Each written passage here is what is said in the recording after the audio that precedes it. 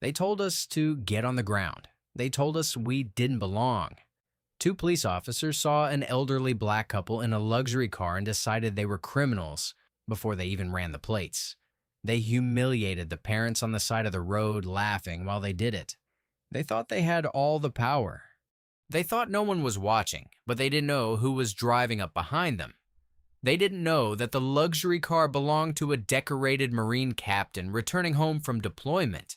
And they certainly didn't know that their careers were about to end in the next minutes. This is the story of how arrogance met consequences.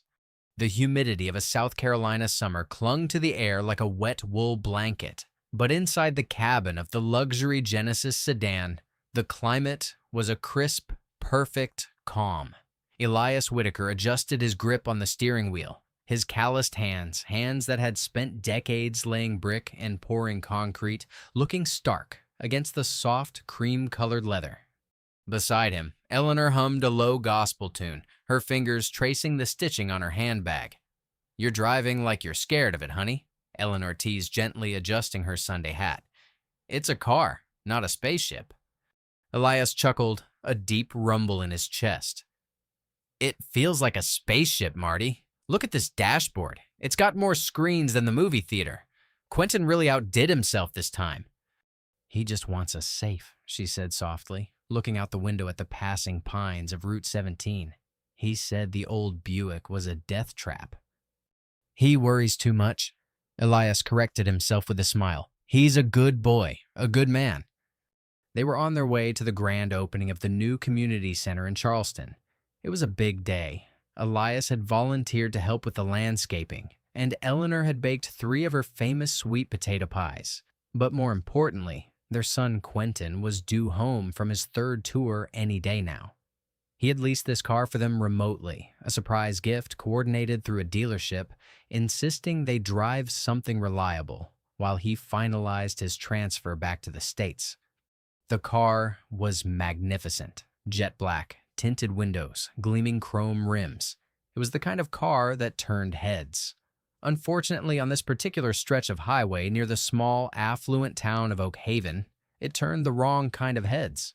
Officer Vance Coulter sat in his cruiser, tucked behind a billboard advertising a personal injury lawyer. He was bored and nursing a lukewarm coffee. In the passenger seat was Officer Nolan Reed, a rookie fresh out of the academy who laughed too loud at Coulter's jokes and was desperate to prove he wasn't soft. "Slow day," Reed muttered, scrolling through his phone. "Give it a minute," Coulter said, eyes scanning the road. "Money moves on Sundays, and where money moves, trouble follows." Then the Genesis glided past. Coulter sat up straighter. "Whoa, check that out. Nice ride." Reed whistled. "What is that?" "A Genesis. 80 grand, easy," Coulter said, putting the cruiser in gear. He pulled out, tailing the vehicle from a distance. "Tint is dark. Too dark for legal limits, I'd bet." Coulter sped up, closing the gap. As he got closer, he peered through the windshield of the Genesis.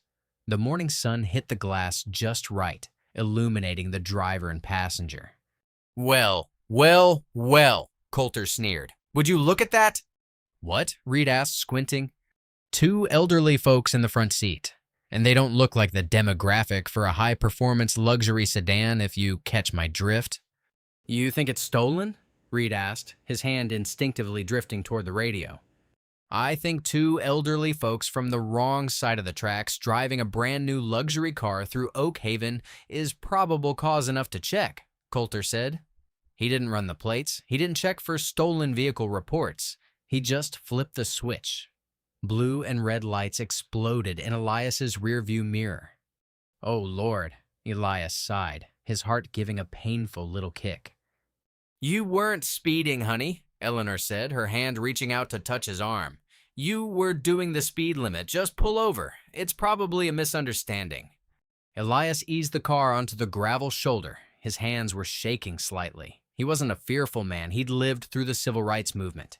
He'd faced down angry foremen and discriminatory loan officers. But there was something different about the police these days. The news was full of stories that started just like this and ended in tragedies. "Keep your hands on the wheel, Elias," Eleanor whispered. "Don't make any sudden moves." Officer Coulter took his time getting out. He adjusted his belt, put on his sunglasses even though it was partly cloudy, and swaggered toward the driver's side. Reed mirrored him on the passenger side, hand resting ominously on his holster. Coulter tapped the glass with his knuckle, hard. Elias lowered the window.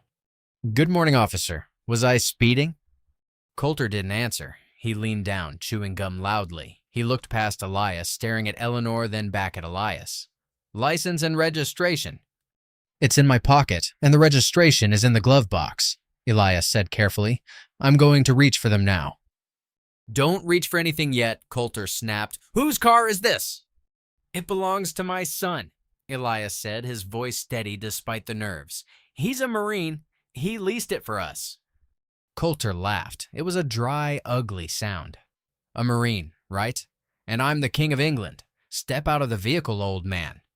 "I have bad knees," Elias explained. "If I could just—" "I said step out of the vehicle now," Coulter shouted, reaching for the door handle and jerking it open. "You too, lady, out!" "Why?" Eleanor asked, her voice trembling. "What have we done?" "Failure to comply is what you're doing right now," Reed chimed in from the other side, emboldened by his partner's aggression. He opened Eleanor's door. "Let's go." "Out." Elias slowly climbed out of the car, leaning heavily on the door frame. He was 72 years old. He wore a pressed suit and a tie. He looked like the deacon he was. But to Coulter, he looked like a suspect. "Face the car! Hands on the hood!" Coulter commanded. "Officer, this is unnecessary," Elias pleaded. "My son—" "I don't want to hear about your imaginary son," Coulter interrupted, kicking Elias's legs apart to spread his stance. Elias winced in pain. "We've had a rash of luxury car thefts in the area. This vehicle matches the description." It was a lie. There had been no thefts. Coulter was fishing. Eleanor was standing on the other side, clutching her purse to her chest. Elias, are you okay?" "Put the bag on the hood, ma'am," Reed ordered. "Search position." "This is humiliation," Elias said, his voice rising. "We are law-abiding citizens. Check the registration. The name is Whitaker." "We'll get to that," Coulter said. He grabbed Elias's wrists and patted him down roughly. He pulled out Elias's wallet, flipped it open, and looked at the ID. "Elias Whitaker, sure. And tell me, Elias, how does a bricklayer afford a car that costs more than his house?" "I told you," Elias said, grit in his voice now. "My son—" "Yeah, the Marine," Coulter scoffed. He tossed the wallet onto the hood of the car, dangerously close to the edge. "Or maybe Marine is code for drug dealer." Eleanor gasped. "How dare you? We raised our children in the church. We don't—" "Quiet," Coulter barked. He walked around the car, looking at the tires, the interior. "Reed, run the VIN, but take your time. I want to see what else they have in here." Traffic was whizzing by on Route 17.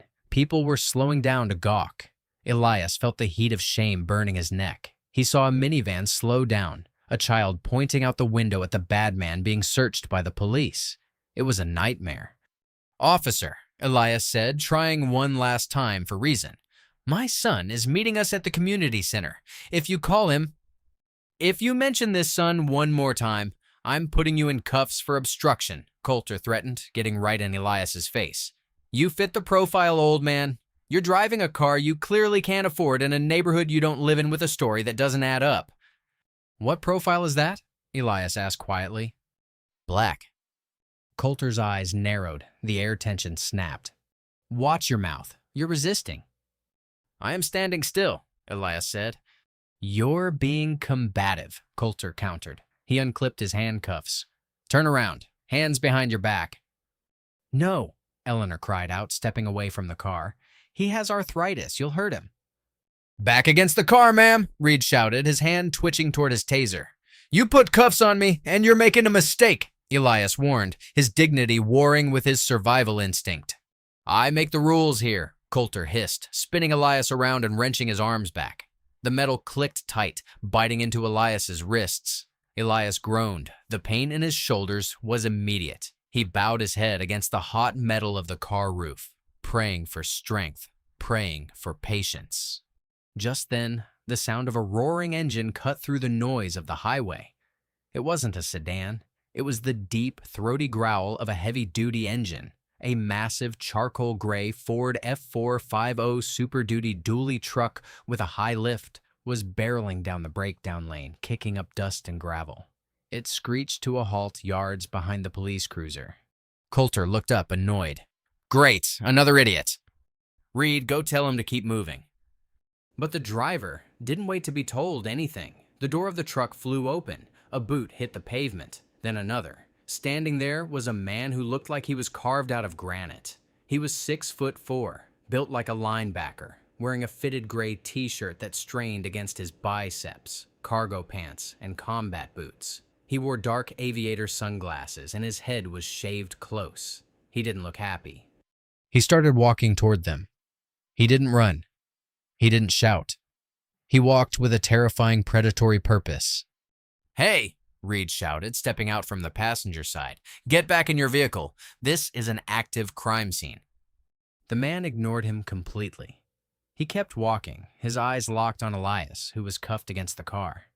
"Sir!" Coulter yelled, putting his hand on his holster. "Stop right there, or I will—" The man stopped 5 feet from Coulter. He took off his sunglasses slowly. His eyes were cold, sharp, and intelligent. He looked from his cuffed father to his terrified mother, and then finally rested his gaze on Officer Coulter. "Officer," the man said, his voice deep and dangerously calm, "I suggest you take those handcuffs off my father right now." Coulter blinked, taken aback by the sheer command in the man's voice. But his ego quickly recovered. "Who do you think you are? Step back, or you're joining them." The man reached into his back pocket. "Gun!" Reed screamed, drawing his weapon. The man didn't flinch. He slowly pulled out a black leather wallet and flipped it open, revealing a badge and a military ID. "I'm Captain Quentin Whitaker, United States Marine Corps," he said, holding the ID up so Coulter could read the bold letters. "And that car you're leaning on, I paid for it." He took a step closer, towering over Coulter. "Now," Quentin whispered, "unlock him before I call your watch commander and explain why you're arresting a deacon on his way to church for driving his own birthday present." Coulter hesitated. He looked at the ID. He looked at the truck. He looked at Elias. The silence on the side of the road was deafening. The drama had just begun. Officer Vance Coulter stared at the military ID in his hand. The laminate was smooth, the holographic seal glinting in the harsh sunlight. "Captain." The word seemed to mock him. Coulter had applied to the Marines straight out of high school. He'd failed the psychological evaluation. Too aggressive, poor impulse control. He'd ended up in the local police academy instead, where the standards in this particular county were, politely put, more flexible. He hated the man standing in front of him, not just because he was black, but because he was everything Coulter wasn't: disciplined, successful, and commanding genuine respect. "Anyone can print a fake ID at Kinko's," Coulter spat, tossing the card back at Quentin. It fluttered to the ground, landing in the dirt. "That doesn't prove anything." Quentin didn't blink. He didn't look down at the card. He kept his eyes locked on Coulter's sunglasses. "Pick it up." "Excuse me?" Coulter scoffed, his hand resting on his taser. "I said, pick it up," Quentin repeated, his voice dropping to a subsonic rumble. "That is government property belonging to an active duty officer. You threw it in the dirt. Pick it up." Reed, the rookie, looked between the two men. He was sweating profusely now. Vance, maybe just run the name, if he's really a captain." "Shut up, Reed," Coulter snapped. "He's obstructing a traffic stop. That's a misdemeanor. And look at him. Aggressive posture, threatening a law enforcement officer. I feel threatened. Do you feel threatened, Reed?" Reed hesitated. I mean, he's just standing there. "I feel threatened," Coulter shouted, unholstering his taser. He pointed the yellow plastic barrel at Quentin's chest. "Step back! Get on the ground now!" Eleanor screamed from the passenger side of the Genesis. "Quentin, baby, please just do what he says! Don't let them shoot you!" The sound of his mother's terror caused a muscle to jump in Quentin's jaw. He slowly raised his hands, palms open, showing he was unarmed, but he didn't get on the ground. I am checking on my father, Quentin said calmly. He is 72 years old. He has had double knee replacement surgery. If you keep him in that position, leaning forward like that, his legs will give out. If he falls, he will be injured. If he is injured, I will make it my life's mission to ensure you never wear a badge again. You threatening me? Coulter stepped closer, the taser humming. I am promising you, Quentin corrected. He turned his back on the taser, a move of supreme disrespect and confidence, and walked to Elias. Dad, Quentin said softly, look at me. Elias turned his head, sweat dripping down his temple. His breathing was shallow. Son, I told them. I told them it was your car. I know, Dad, I know. Quentin looked at the handcuffs. They were ratcheted too tight. The skin around Elias's wrists was already swelling. Rage, hot and blinding, clawed at the back of Quentin's throat, but he swallowed it down. Marine discipline took over. Assess, adapt, overcome. Officer Reed, Quentin said, not looking back. You are the secondary on this stop. You have a duty to intervene if your partner is violating protocol. Excessive force on an elderly compliant subject is a violation. Uncuff him. Reed looked at Coulter. Coulter's face was beet red. Don't you touch those cuffs, Reed. I'm calling it in. We need backup. We got a hostile situation. Multiple subjects resisting. Coulter grabbed his shoulder radio. Dispatch, this is Unit 4 Alpha. I need immediate assistance on Route 17. I have 3 non-compliant subjects. 1 male, large build, claiming military affiliation. Situation is escalating. Send units. Copy. 4 Alpha. Units en route. Quentin looked at Elias. Did they search you? Pat down. Took my wallet. Did they tell you why you were pulled over? Said the car looked stolen. Said we fit a profile. Quentin nodded. He turned back to Coulter. You profiled my parents. You ran a stop without checking plates, and now you're doubling down because you realized you made a mistake and your ego is too fragile to admit it. Coulter holstered the taser and pulled his baton. The situation was spiraling, and Coulter loved it. This was where he thrived, in chaos, where he could justify violence. You're under arrest, Coulter grinned. Disorderly conduct, interfering with a police investigation. Investigation of what? Quentin asked. Where's the crime? The car? Coulter pointed his baton at the Genesis. I smell marijuana. It was the oldest lie in the book. A get-out-of-jail-free card for bad cops. It gave them probable cause to search anything, tear cars apart, and detain anyone. You smell marijuana, Quentin repeated flatly. In a car driven by a church deacon and a grandmother who thinks caffeine is a drug? I smell it strongly, Coulter lied, his eyes gleaming. Reed, you smell it too, right? Reed looked at the pristine luxury car. He looked at Eleanor, who was clutching a Bible now. He looked at Elias in his Sunday suit. Right, Coulter pressed, staring daggers at the rookie. Yeah, Reed whispered, looking at his boots. I smell it. There you go, Coulter said triumphantly. Probable cause. Now we search the vehicle. And since you claimed ownership, Captain, you're part of this too. Turn around. Quentin didn't move. He tapped the face of his watch, a bulky tactical Garmin. You should know, Officer Coulter, that since I parked, my truck's dash cam has been recording audio and video. It's cloud synced via Starlink. My mother is also on the phone with 911, leaving an open line so the county dispatch records everything you say. And that Genesis, it has 360 cameras that activate when the vehicle is stopped by law enforcement, a safety feature I made sure to install. Coulter froze. He looked at the Genesis. He saw the small, discreet camera lenses on the side mirrors and the grille. You're bluffing, Coulter snarled, though a seed of doubt planted itself in his gut. Am I? Quentin stepped forward. Go ahead. Arrest me. Arrest my father. Tear apart a luxury car looking for drugs that don't exist. But just remember, the moment you put cuffs on me, you initiate a chain of command inquiry that goes way above your sergeant's head. Coulter hesitated. He was stuck. If he backed down now, he looked weak. If he proceeded and found nothing, he was screwed. But Coulter was a gambler. He bet on the idea that everyone had dirt if you looked hard enough. "Cuff him, Reed," Coulter ordered. "We're tearing this car apart." The sound of sirens cut through the heavy air again, but this time it was a chorus. 2 more cruisers and an SUV arrived, lights flashing, creating a chaotic blockade on the side of the highway. Quentin didn't resist as Reed nervously placed the cuffs on him. He knew that physical resistance was a death sentence. His war was psychological and legal now. As the cold metal locked around his wrists, Quentin stared directly into the camera lens of his truck, ensuring his face and the injustice were clearly visible. "Too tight?" Reed asked quietly, almost apologetically. "It's fine, Marine," Quentin said, intentionally using the wrong title to gauge the kid. "Just do your job." From the SUV stepped Sergeant Garrett Foley. He was a massive man with a thick white mustache and a belly that strained his uniform shirt. Foley was old school.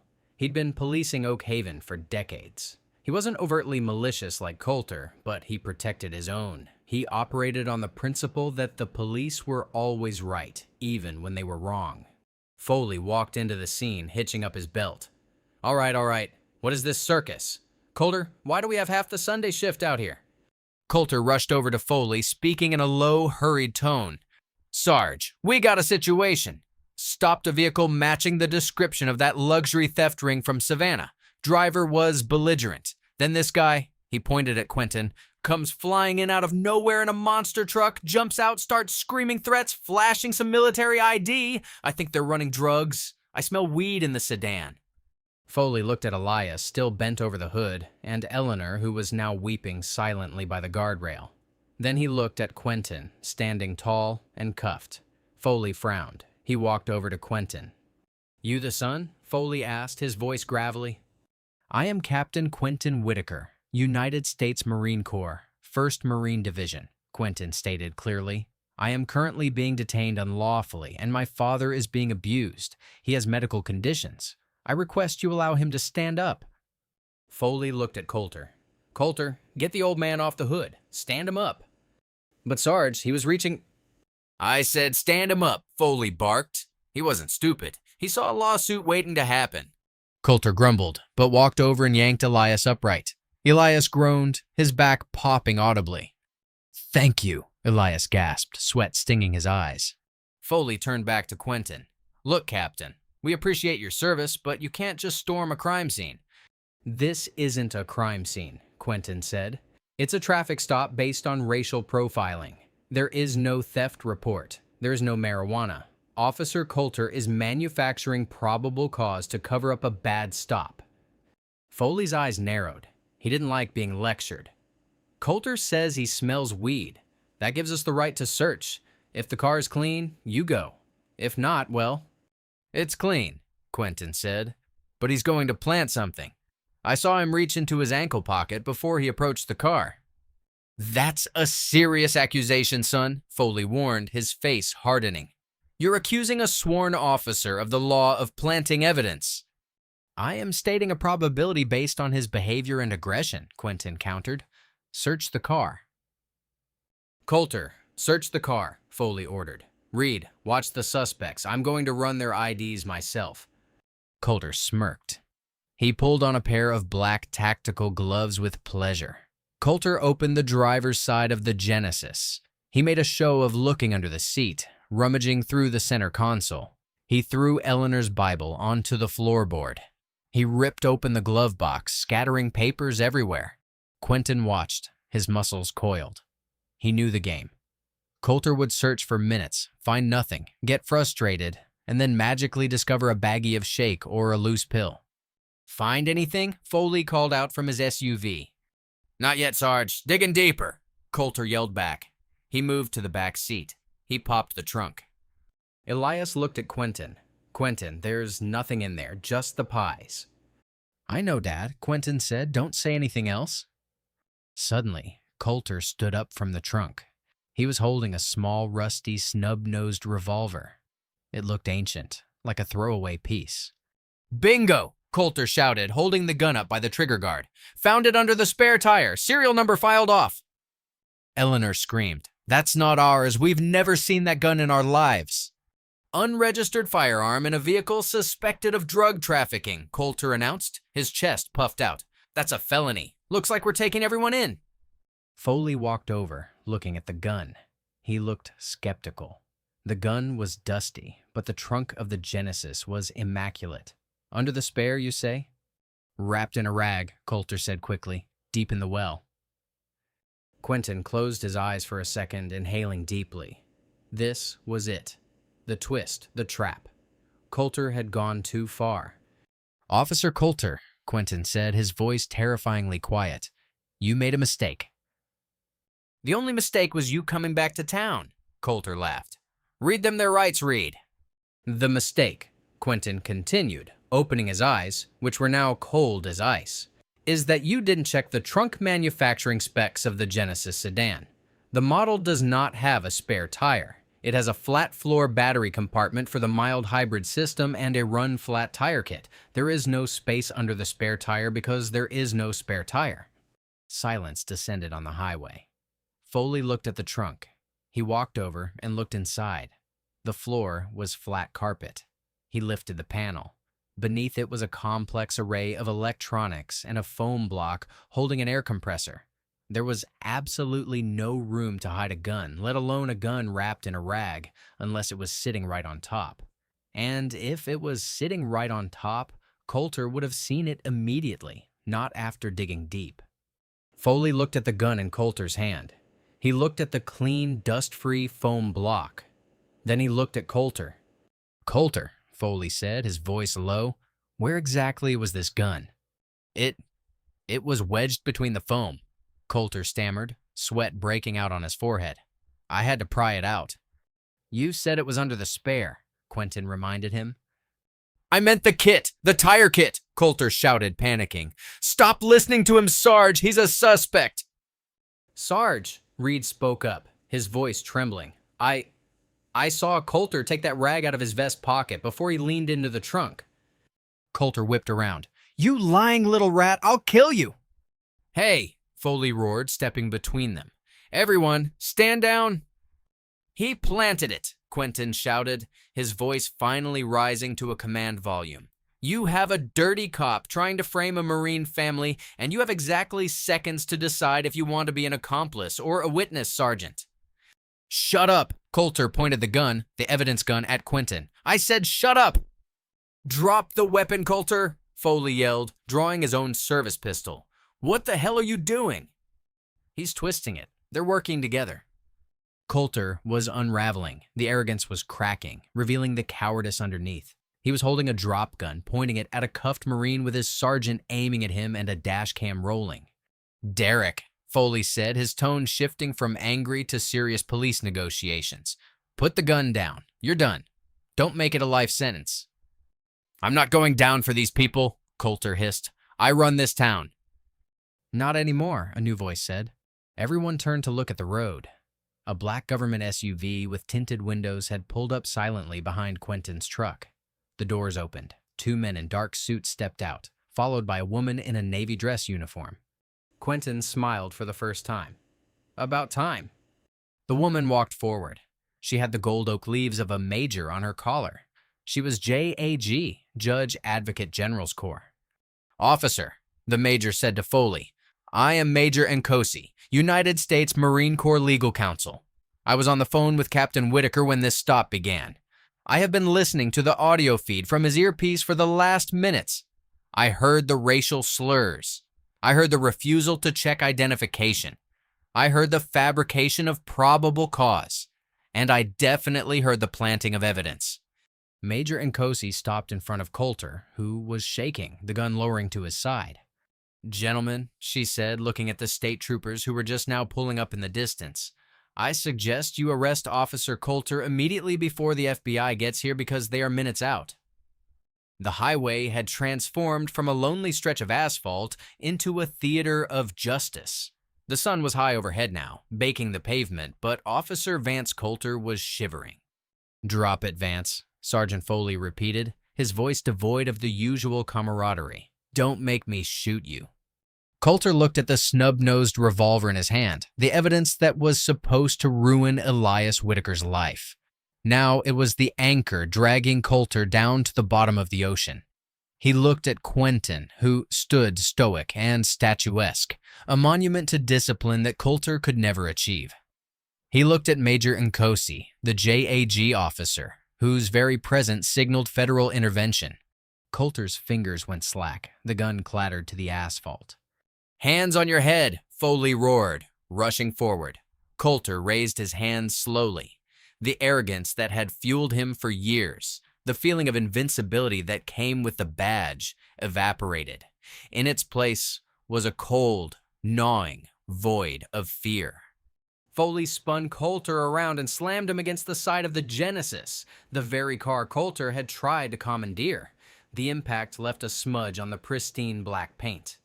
"Vance Coulter, you are under arrest for evidence tampering, assault, and deprivation of rights under color of law." Foley recited the Miranda warning, tasting like ash in his mouth. He grabbed the cuffs from Coulter's own belt, the same cuffs Coulter had used to torture suspects for years, and ratcheted them tight. "You're making a mistake, Sarge," Coulter whispered, his face pressed against the hot metal. "I can fix this. I have files. I have dirt on the mayor. You can't take me in." "Shut up, Coulter," Foley hissed in his ear. "You didn't just break the law. You got caught in 4K by the United States military. You're radioactive." While Coulter was being secured, Quentin moved. He didn't look at the disgraced officer. He walked straight to his father. "Officer Reed," Quentin said, his voice cutting through the noise. "Keys." Reed, pale and trembling like a leaf in a storm, fumbled for his keyring. He handed the handcuff key to Quentin. Quentin gently took his father's arm. "I got you, Dad." He unlocked the cuffs. They fell away, revealing angry red welts and bruised skin on Elias's wrists. Elias let out a long, shuddering breath and slumped against his son. Quentin caught him easily, holding the older man upright with one arm. "I'm okay, son.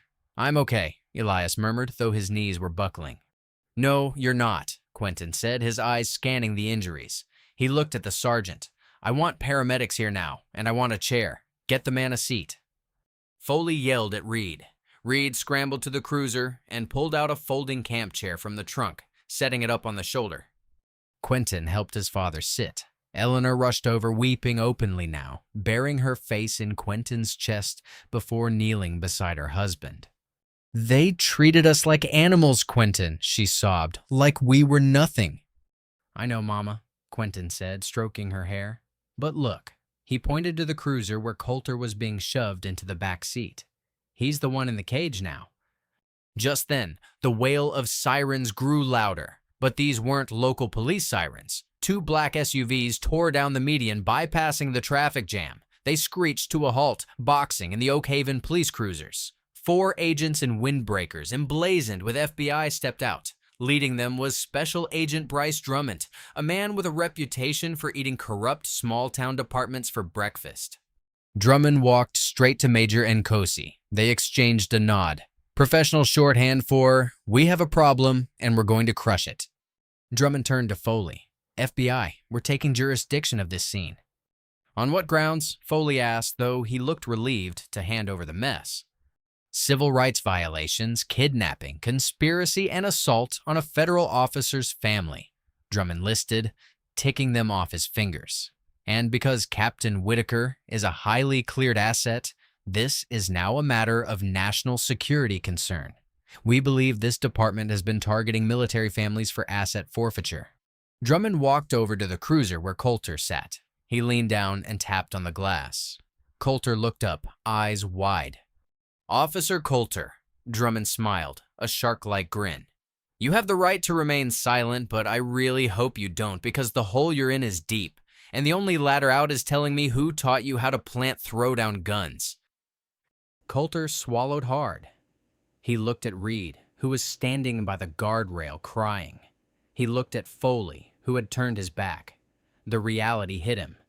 The blue wall wasn't going to save him. "I want a lawyer," Coulter mouthed through the glass. "You're going to need a whole team of them," Drummond replied.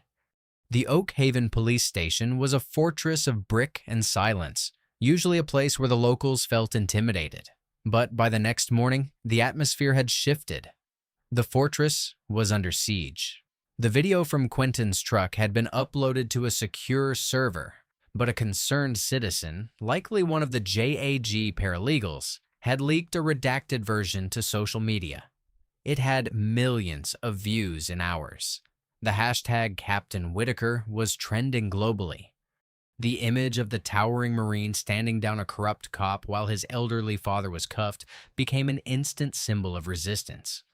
Inside the station, Chief Warren Maddox was sweating through his white shirt. He paced his office, looking at the protesters gathering outside on the lawn. They were chanting Elias's name. "How bad is it?" Maddox asked his lieutenant. "It's catastrophic, Chief," the lieutenant said. "The FBI has seized the server room. They're going through Coulter's dash cam footage from the last years." "And Reed flipped." Maddox stopped pacing. Reed talked like a canary, the lieutenant confirmed.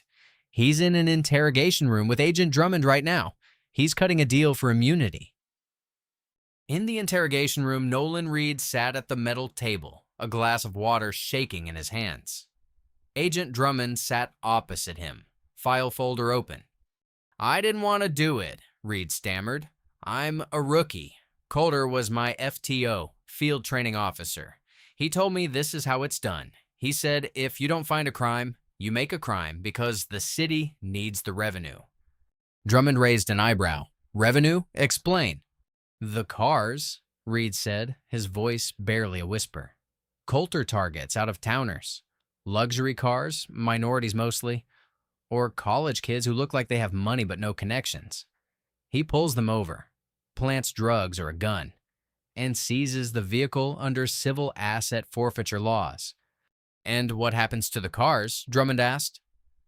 "They get impounded, but they don't go to the city auction," Reed admitted, tears leaking from his eyes.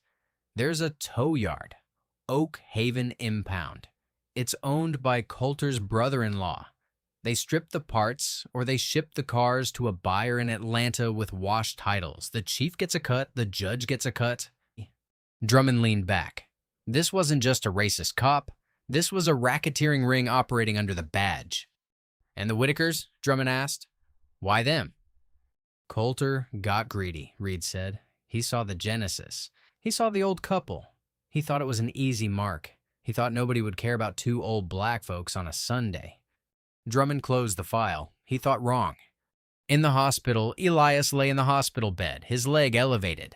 The doctors had confirmed severe soft tissue damage to his wrists and a torn meniscus in his knee from when Coulter kicked his legs apart. Eleanor sat beside him, holding his hand. The room was filled with flowers, so many that the nurses had to start putting them in the hallway. The door opened and Quentin walked in, still in his cargo pants, but wearing a fresh t-shirt. He looked tired, but his eyes were bright. "How are you feeling, Pop?" "Like I went 10 rounds with Ellie," Elias joked weakly. "But the doc says I'll walk just fine in a few weeks." "I'm sorry," Quentin said, his voice thick with guilt. "I bought that car to keep you safe, and it put a target on your back." "Don't you say that," Eleanor scolded, standing up. "You didn't put hate in that man's heart. He did that all by himself. You saved us, Quentin. You came back just in time." Quentin clenched his jaw. "I'm going to finish it, Mom. They aren't just getting fired. I'm burning their world down." He pulled out his phone. "I just got off the phone with the Commandant of the Marine Corps. He's displeased. He's sending a team of JAG lawyers to represent you in the civil suit pro bono, and he issued a statement condemning the Oak Haven Police Department." Elias's eyes widened. "The Commandant?" "You don't mess with a Marine's family," Quentin smiled grimly. "But here's the kicker. The FBI found Coulter's locker." "What was in it?" Elias asked. "Trophies," Quentin said, his face darkening. "Watches, jewelry, cash, things he stole from people he arrested. And a notebook, a ledger of every person he framed." The twist. Back at the station, the walls were closing in on Vance Coulter. He was in a holding cell, stripped of his uniform, wearing an orange jumpsuit that was 2 sizes too small. He was allowed one phone call. He dialed the number of Judge Reginald Voss, the man who signed all his warrants, the man who took a cut of the stolen car ring. "Judge, it's Vance," Coulter whispered into the receiver. "You got to get me out. Set bail. I'll run." There was a long silence on the other end. "Who is this?" the judge asked, his voice cold and distant. It's Vance. Come on, Reginald. They have Reed. He's talking. If I go down, I'm taking everyone with me. "I don't know anyone named Vance," the judge said. "And if you ever call this number again, I'll have you charged with harassment. You're on your own, officer." Click. Coulter stared at the receiver. The dial tone buzzed like an angry insect. He was alone, but the karma was just getting started. The cell door opened. It wasn't a guard. It was Quentin Whitaker.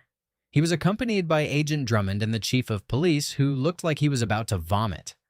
You can't be in here, Coulter shouted, backing into the corner. This is a violation of my rights. "I'm not here to interrogate you," Quentin said calmly. "I'm here to deliver a message." He held up a piece of paper. "This is a lawsuit," Quentin said, sliding it through the bars. "My parents are suing you personally for everything you have. Your house, your pension, your truck, your savings. We are going to take every dime you ever made." "You can't touch my pension," Coulter spat. "Actually," Agent Drummond interjected, "since your crimes were committed while on duty and involve federal racketeering charges, your immunity is stripped, and under the new Civil Rights Act, your assets are frozen as of an hour ago." Quentin stepped closer to the bars. "But that's not the best part," Quentin said. "The best part is that the district attorney just announced he's looking into your past cases. All of them. Every single person you put in jail is getting a retrial, and every person you ripped off is joining the class action suit." Coulter sank onto the metal cot. His life was over. "Why?" Coulter whispered. "Why go this far? I just pulled over a car." Quentin looked at him with pity, not anger. "Because you thought power meant you could bully the weak," Quentin said. "You forgot that the weak have people who love them. You picked a fight with a bricklayer, Coulter, but you didn't check the foundation." Quentin turned to leave. "Oh," he added, stopping at the door. "And the Genesis?" The dealership called. "They saw the news. They're upgrading my parents to the newer model for free. They want to use it in a commercial about safety and surviving the unexpected." The heavy steel door clanged shut, leaving Coulter in the silence of his own making. Months later, spring had returned to South Carolina. The azaleas were in full bloom, painting the roadsides in explosions of pink and white. The Oak Haven Police Department had been gutted. The chief had resigned in disgrace and was facing his own indictment. The corrupt judge had been disbarred. A new interim chief appointed by the governor was rebuilding the force from the ground up with mandatory body cams and a civilian oversight board. But the real story was at the Whitaker residence. A barbecue was in full swing. The smell of smoked brisket and Eleanor's famous ribs drifted through the neighborhood. Cars lined the street, not out of fear of being towed, but out of celebration. Elias sat on his porch, his cane leaning against his chair. He didn't need the wheelchair anymore. He watched the kids running on the lawn laughing. A sleek silver vehicle pulled into the driveway. It wasn't the Genesis sedan. It was the newer Genesis GV80 Coupe, a gift from the manufacturer along with a public apology and a sizable donation to the veterans charity of Quentin's choice. Quentin stepped out of the driver's seat. He was out of uniform, wearing jeans and a t-shirt that said Semper Fi. He walked up the steps and handed Elias a cold lemonade. "Nice turnout, Pop," Quentin smiled. "Whole town is here." Elias nodded. "Even some of the new officers came by to pay respects. They know better than not to." Quentin chuckled.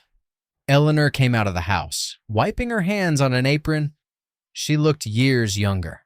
The stress of the trial had lifted, replaced by a lightness of spirit. "Quentin, baby, that reporter from the Post is here again. She wants to know if you're going to run for sheriff." Quentin laughed, shaking his head. "No, Mama, I'm a Marine. I've got a deployment coming up next year, but I did think about what we should do with the settlement money." The civil suit against the city and the police union had been settled for millions. It was a staggering amount of money. "We don't need all that," Elias grumbled. "I got my pension, I got my house." "I know," Quentin said. He gestured to the empty lot across the street, a dilapidated plot of land that had been an eyesore for decades. That's why I bought that land this morning. Elias squinted. You bought the old mill lot, what for? Quentin pulled a rolled-up blueprint from his back pocket and spread it on the porch table. The Elias and Eleanor Whitaker Community Legal Center, free legal representation for anyone who can't afford it, staffed by JAG reservists and civil rights attorneys. We're going to make sure that what happened to you never happens to anyone in Oak Haven ever again. Elias stared at the blueprints. He traced the lines of the building with his finger. The finger that Coulter had nearly broken. A legal center, Elias whispered, with our name on it. With your name on it, Quentin affirmed, and a scholarship fund for the kids Coulter ripped off. Eleanor started to cry. Happy tears that shimmered in the afternoon sun. She hugged her son, burying her face in his shoulder. You're a good man, Quentin Whitaker, she sobbed. I had good teachers, he replied, looking at his father. Elias looked out at the street. A police cruiser drove by slowly. The officer inside didn't glare. He didn't slow down to profile them. He simply raised a hand in a wave of respect and kept driving. Elias lifted his lemonade in return. We won, son, Elias said softly. No, Dad, Quentin corrected him, looking at the joyful crowd, the new car, and the blueprints for the future. We didn't just win, we changed the game. The sun began to set, casting a golden glow over the house that love built and that justice protected. The nightmare on Route 17 was over, but the legacy of that Sunday drive was just beginning. And that is how a simple Sunday drive turned into a revolution. Officer Coulter thought he was preying on the weak, but he ended up waking a sleeping giant. The Whitakers didn't just clear their names. They cleaned up an entire city and built a fortress of justice for the future. It's a powerful reminder. Never judge a book by its cover, and never ever underestimate a Marine's love for his family. If this story of justice satisfied your soul, please hit that like button. It really helps the channel. Share this video with someone who needs to see karma in action. And don't forget to subscribe and ring the bell so you never miss a story. What would you have done if you were Quentin? Let me know in the comments below.